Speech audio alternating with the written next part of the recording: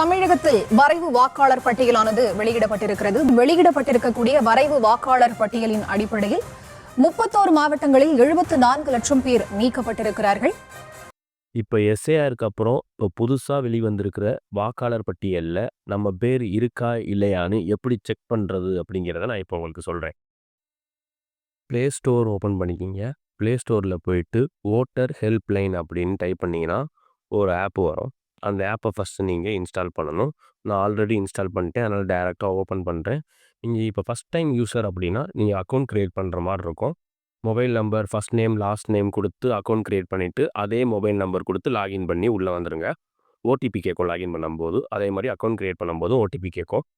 உள்ளே வந்ததுக்கப்புறம் அந்த சர்ச் பாரை கிளிக் பண்ணிங்க அப்படின்னா ஒரு 4 ஆப்ஷன் இருக்கும்.